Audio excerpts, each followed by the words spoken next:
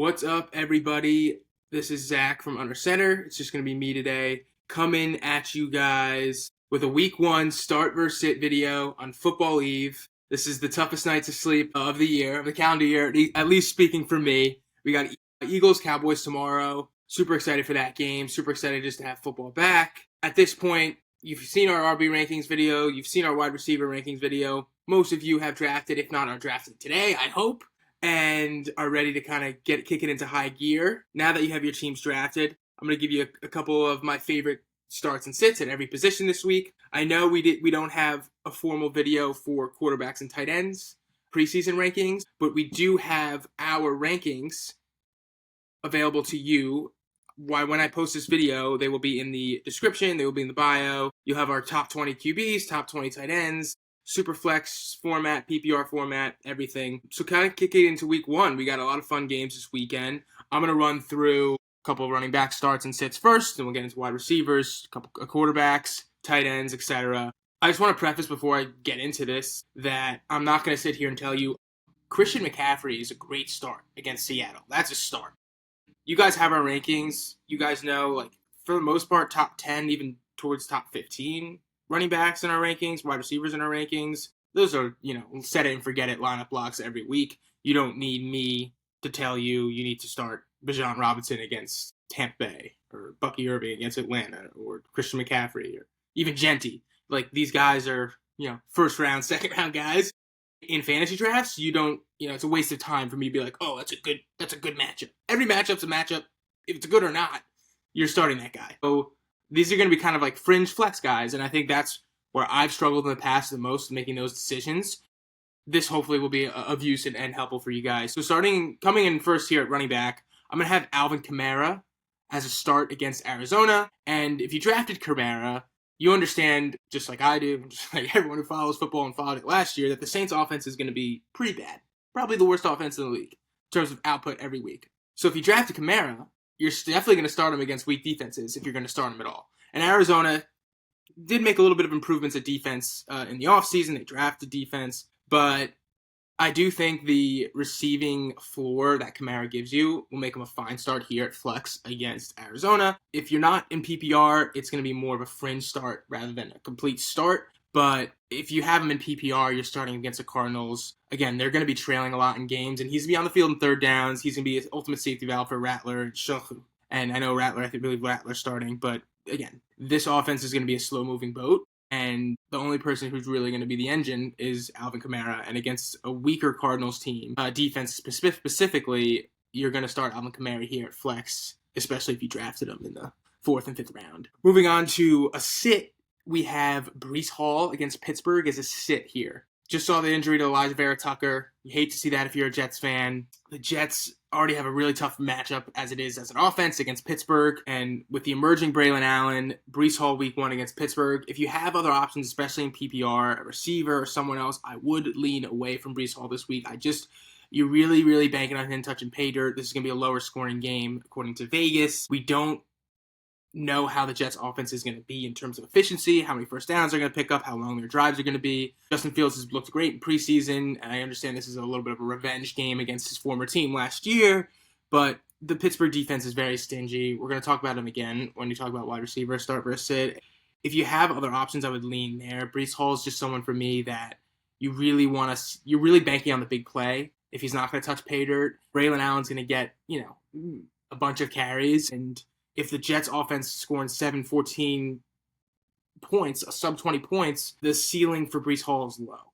So moving on, we got to start here for Tyron Tracy against Washington. Tracy is going to be the lead back, as we know, out the gate with Scatabo behind him. And this will be a good, fun matchup here against Washington. Last year, Tracy had, it was the second matchup. He wasn't the starter of the first matchup. Against Washington, did run for about 66 rushing yards on a good workload. I think it was about 16 carries. So I'm expecting kind of a similar floor here for Tyron Tracy. You're going to get 10 to 15, 16 carries, hopefully over 60 rushing yards. I do see him getting into the end zone this week. I think this Washington Giants game is going to be surprisingly fantasy viable. I think, Neighbors is a big player this week who's torched the Commanders in the past. Washington has weapons. But I like Tracy here. He'll give you a safe floor. I think he eclipses 10 fantasy points in PPR format. I do see him getting into the end zone, especially if there's a lot of attention. Neighbors and the receiving core, I think the Giants are going to, and Daboll, they like to establish the run, especially early on in the season. Tracy is the guy out of the backfield to start. They're going to sprinkle in Scatabo when they see fit, but it is going to be Tyron Tracy, who's looked good, and I do like the safe floor here, and I would start him against Washington this week. Coming into the sit, which is, someone I do like overall throughout the season as it progresses, is in totality, but for week one, I'm looking to sit Tony Pollard against Denver. I just think the Titans offense is going to struggle a bit week one at Denver in the altitude, rookie quarterback. You don't really know what you're going to get. Yes, Pollard's going to be used, but Denver is, coming in as one of the top ranked, if not the top ranked defense in all of the NFL. And I don't see it being a high scoring affair for the Titans' sake. And with that being said, I think Pollard wouldn't surprise me if he finished in the 5 to 8 point range, even in PPR. It's going to be tough. Yards going to be tough to come by. I don't see it as a super fantasy, up and down game, shootout type game. And if your RB room is stacked, if you went hero RB, I would look to move off Pollard here a little bit. Moving on to my last start, maybe a controversial one, but TreVeyon Henderson against the Vegas Raiders. There's a lot of unknown. I know everyone saw the depth charts with Ramondre Stevenson up there, but I do think the Patriots will use two running backs. TreVeyon Henderson, he's a big play type guy. I could see him getting a big play against Vegas. I don't think Vegas' run defense is particularly good by any means. And TreVeyon Henderson is a guy they drafted very high in the draft, and they are going to use him right away. I don't think this is going to be his backfield by any means, but in a game where I could see a lot of rushing upside for Genty, for Henderson, even Stevenson, I see Henderson as a good flex option, even as a rookie. In his first game as a rookie, he's looked great in the preseason. He's fast, he's athletic, he's mobile, and it would be foolish for the Patriots not to give him the ball at least 10 times out of the backfield. He's going to get some receiving work. There are going to be some design screens drawn up for him, and the Patriots passing attack hasn't been proven. I understand they have Drake May, hasn't been proven to be something out of this world where it's going to win them a football game. This should be a relatively close football game in which Henderson's going to get a lot of time on the field.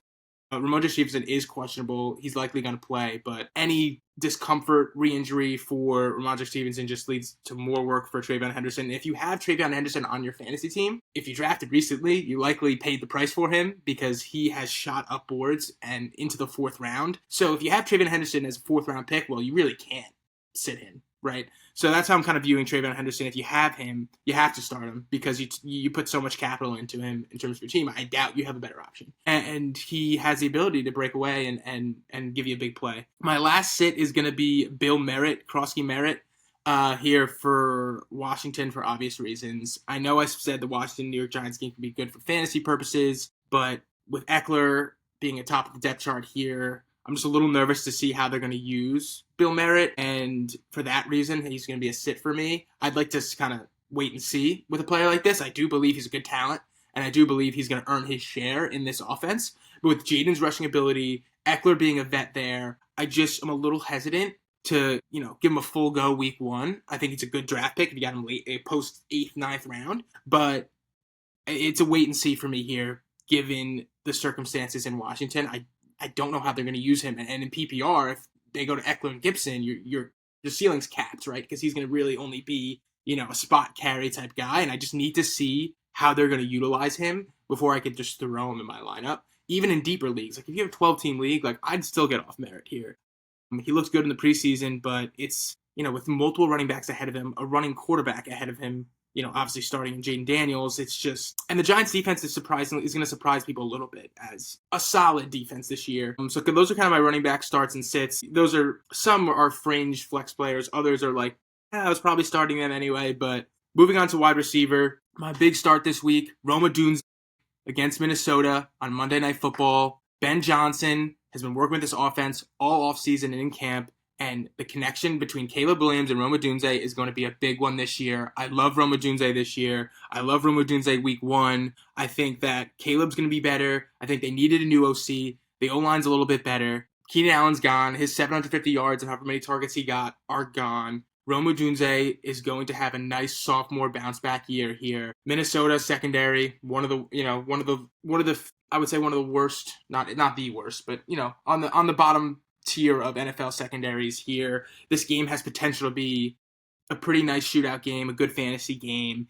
Rome Odunze has potential to also emerge as the wide receiver one here in Chicago. I know DJ Moore's there, but they've utilized him in the past as a gadget guy. He's a screen guy. The downfield guy that they are banking on to make that step this year with their first overall pick, Caleb Williams, from a year ago, is Rome Odunze. And I believe in Rome's talent. I think if any matchup, if you drafted him and you're like, I don't know, I have these options. Well, at Flex and PPR, I love Rome Odunze this week. I think he's going to have a solid week. I think he's going to have a great year. I could see him, being a 1,000-yard receiver this year, ending up as the wide receiver one in Chicago, which could be an offense that we need to keep an eye on as fantasy managers, and especially Rome Odunze. The upside, I've been on Rome Odunze in all my drafts. I try to get him as many leagues as I can because he's one of my more drafted players because, again, the upside where you're getting him, where you're paying that price in that range, you're getting upside, wide receiver 2 upside in wide receiver 3 flex / bench range, depending on how many people are in your league.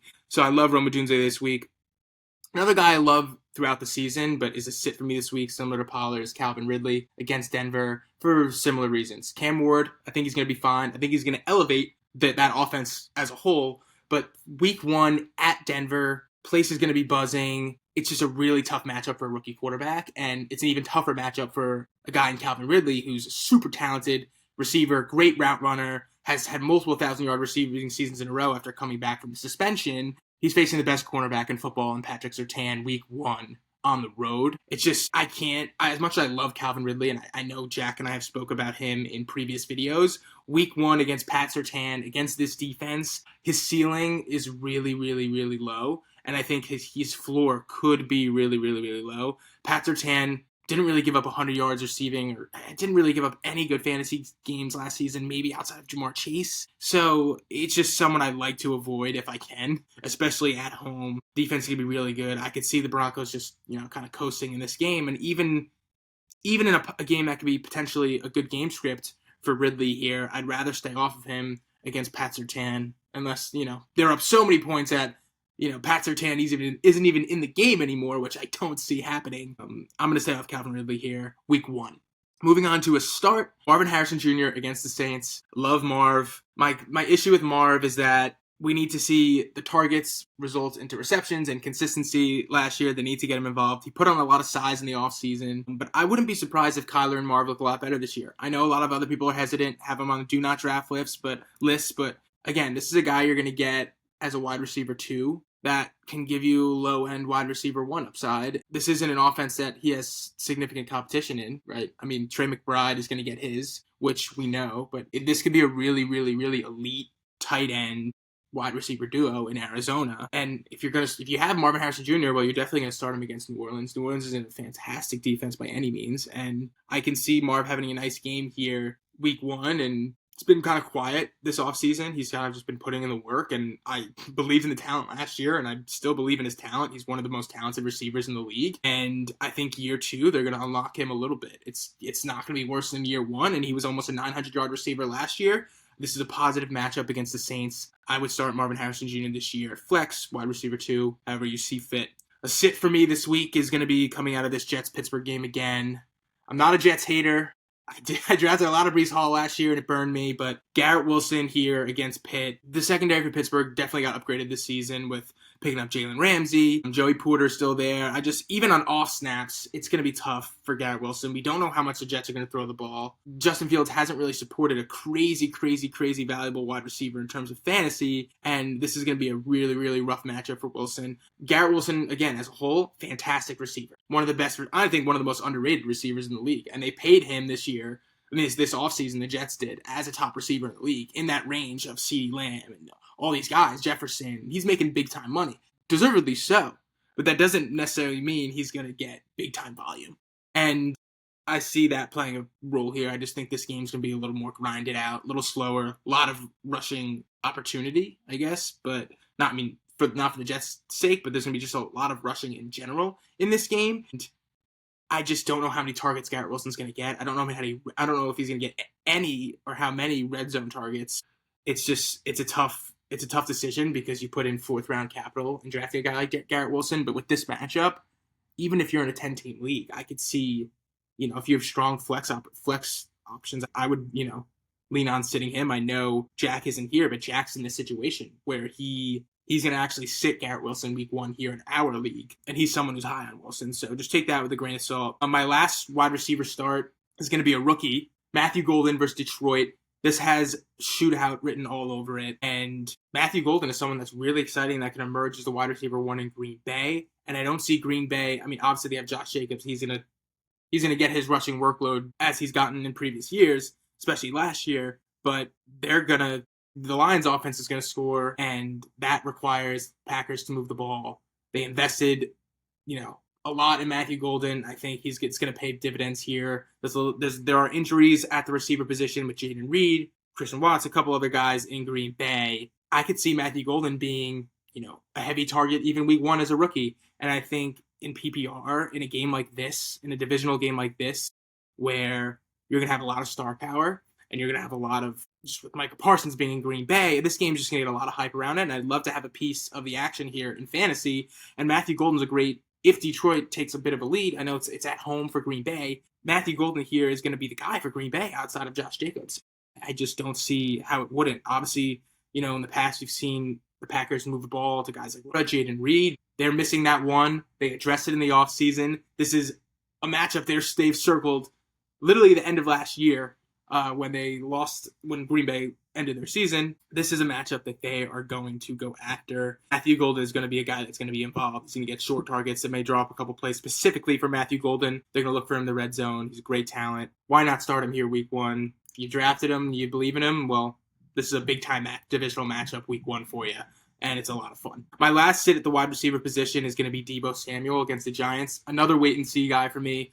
I know I said this game's going to be very fantasy-heavy, but I meant that for the top guys. Terry McLaurin, Malik Neighbors, those guys are going to get theirs, especially in a this underrated high-volume game that I could see happening. But Deebo Samuel's a guy that I need to wait and see on here. I don't know how they're going to utilize him, if they're going to utilize him at all like San Francisco did out of the backfield. That was super helpful, especially when you weren't getting the red zone and receiving work last year. At least you were getting a couple carries a game, moving him around, mixing him in. That elevates his floor a bit. I don't know if Washington's going to do that. We'll have to kind of wait and see. We know Jaden Daniels loves to target guys like Zach Ertz, loves Terry McLaurin, is his favorite red zone threat. So, that kind of leaves me thinking about Deebo as like, is he the third, fourth red zone option here for Washington? And that lowers the ceiling a bit, especially when with a guy like Deebo, obviously you get the yards after catch, but he's not a guy who's going to get you 8, 9, 10 receptions for 100 yards. That's not the type of receiver he is. You do need the red zone work. You do need the rushing work. You want kind of that mixed stat line, that 5 catches, 50 yards, maybe he touches paint, maybe not. His 15 to 25 rushing yards gets you another 2 points there. Kind of, that gets him into that 12 to 15 point range. But if you don't know if you're going to get that touchdown, you don't know kind of how Washington's going to utilize him, I would stay off him week 1 until we see what that looks like. Moving on, going to give you a quarterback start, quarterback sit, tight end start, tight end sit. One of my favorite quarterback starts this week, probably in deeper leagues, but even in like a 10, 12 team league, Trevor Lawrence against Carolina. I think that Trevor Lawrence he's much healthier than he was last year and previous years. They went out, put capital into Travis Hunter, who they said was going to be predominantly a receiver, and I believe that to be true. I think he's going to be a spot guy on 3rd and long, whatever it is, as a DB, but he's going to be lining up on the other side of Brian Thomas Jr. in this offense. And now Trevor Lawrence, this is the best weapons group he's ever had.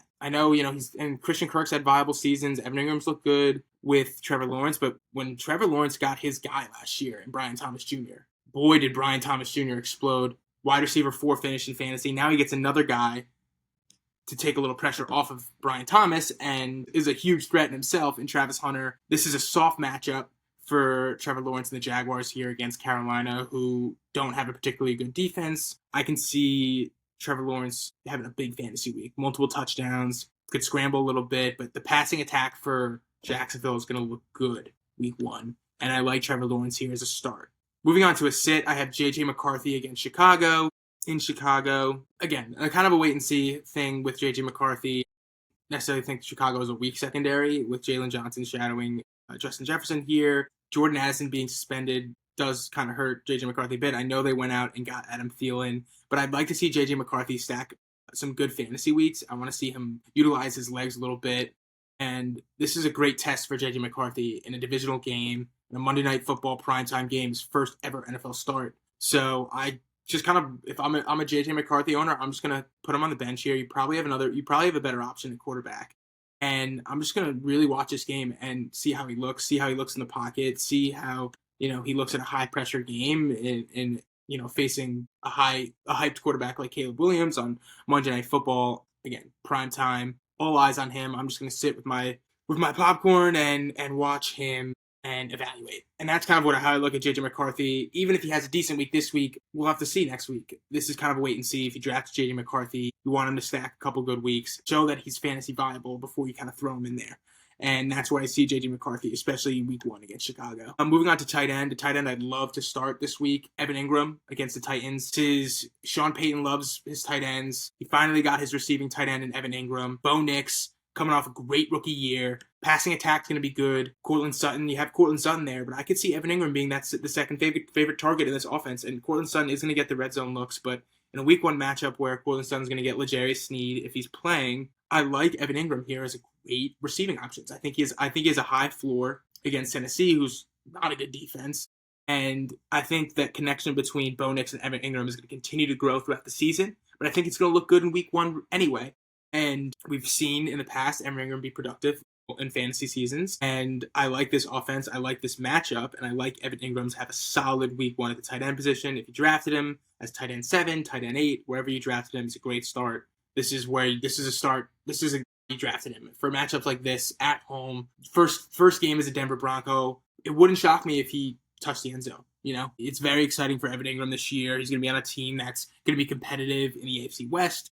You got the AFC West is one of my most exciting, fun divisions. I don't think it's necessarily the Chiefs every year. I mean, it has been, but I think that finally we're seeing other teams like Denver, the Chargers, even Vegas make some changes to get their names in the mix, to get their ball in the hat. And Denver is one of those teams that they had a tough, devastating loss against Kansas City last year, having that field goal blocked, and I think that they're going to be hungry right at the gate, and Evan Engram's going to be a huge piece of this offense. Probably going to be second in targets, maybe second, third in targets. And I'll take that all day at the tight end position if you're, an integral part of your offense, and I think Evan Engram's going to be. Coming in as my tight end sit here is going to be Jake Ferguson against Philly tomorrow night.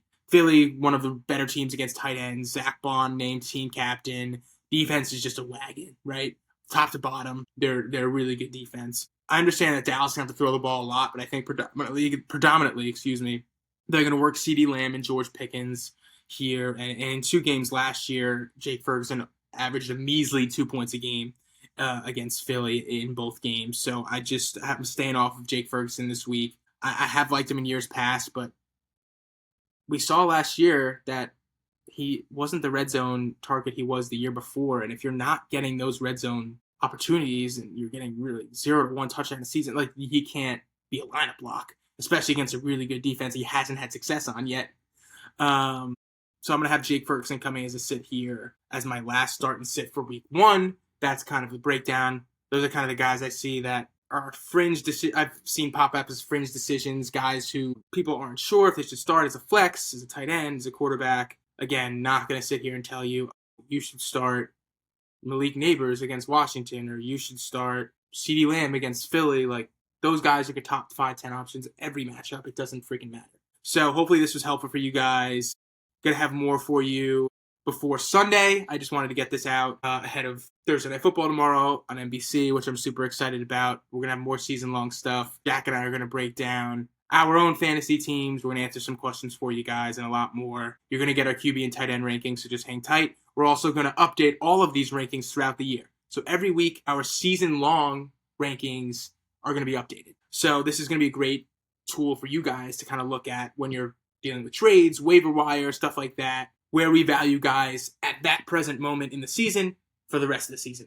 If we had to literally redraft on September 21st, I'm making this up, you'd have our September 21st rankings based on what we've seen the last 3 weeks and how we've seen it playing out the rest of the season. I think that's, I've seen other creators do that stuff, and I think it's super helpful to kind of have rankings that update as the season progresses. So we really appreciate you guys, and good luck this week. Have fun. Happy football. Stay glued to your couch on Sunday, and tomorrow night is Friday. The Brazil game is going to be fun as well. So this is it for now. Signing off. Talk soon.